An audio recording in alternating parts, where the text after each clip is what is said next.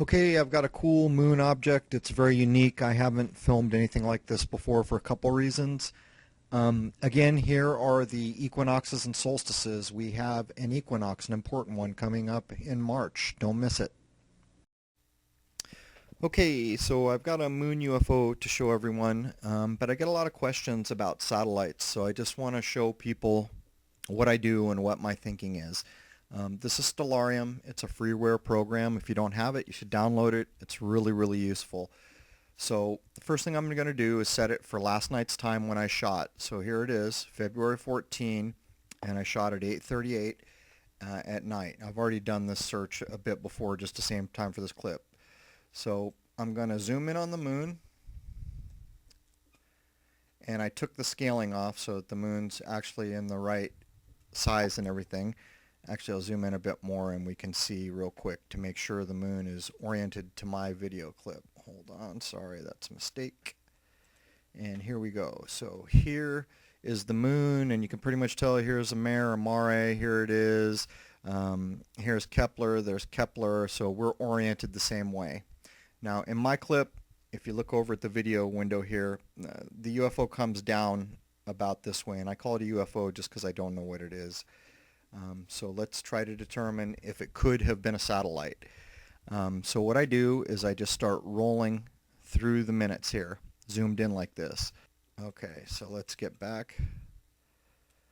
Okay, now here comes a satellite. Of all the checking I did, this one comes the closest. Now realize how far away it is, and I'll tell you something about Stellarium.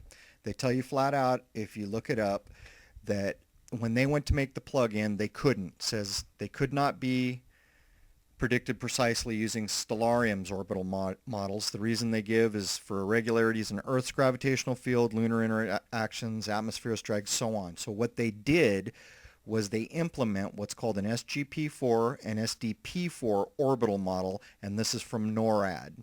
Anyone can look this up. And there are hundreds of satellites listed here. Is it all of them? I'm sure it's not. It's the ones that are commercially registered. Could these be secret things flying in space or military, or Lord knows? Of course they could. Anyhow, let's run this by. So there's the satellite. It's almost traveling in the same direction as my UFO, but my UFO goes this way, so that's not right. It's quite a distance away. Now let's watch in real time. The thing I filmed is on the lunar surface or over it for a minute. So let's run in real time. Here we go. It's going to happen quick. Try to count. So let's see. When it's right about level 1,000, 2,000, and it's gone. And you will find that of almost all the satellites you track here, they're moving pretty quick. As a matter of fact, this one that I just showed you is moving pretty slowly. The other thing you should know is that I have literally used this program to find a transit listed because I wanted to film one to see what it looked like, and I have since seen them.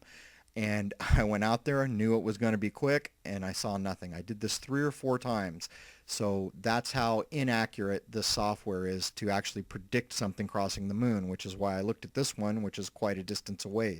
If the time was right or close, I would consider it possible. Then I would time the orbital speed. Anyhow, if you go to NASA and you look at the couple transits they show you, the objects are white because the panels are reflecting sunlight, and they cross the lunar surface in a second or less. So that's what I know, and that's why I consider most of these not just standard satellites. So let's move on here. Okay, objects coming in up at the top.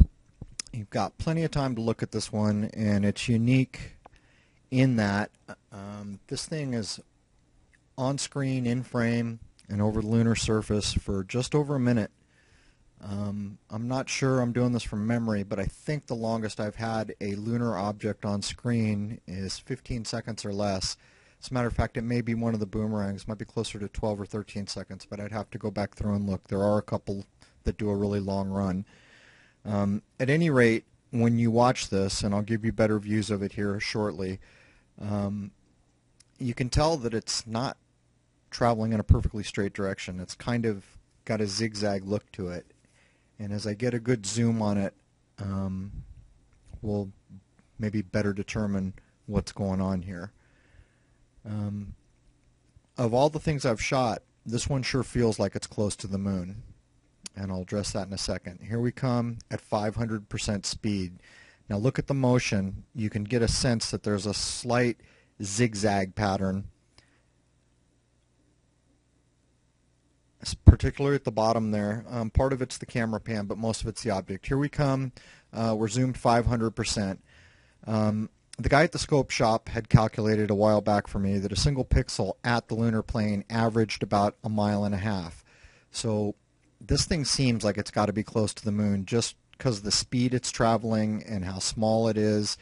And if it's anywhere near the moon, it's a big darn object.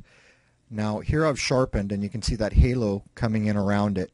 A lot of the objects I film near or in front of the moon kind of get this halo. A lot of them get a red hue, but I don't pick up a red hue on this one, but it's too small to really zoom in on anymore, or it'll just become pixelated. Now if you watch as it gets down to the bottom and the zigzag gets really prominent, it almost looks like it's spinning. So I'm not sure if the mothership emptied its trash or whether this is some kind of an object scanning the moon. Here we are at 500% again, 500% speed and zoom, and that's to exaggerate the wobble. And here we come, 200% zoom, 500% speed, and I put the grid up so that you can get a sense of the back and forth movement. It's a little more than just spinning, making that motion. Anyhow, there it is, a pretty unique UFO at the moon.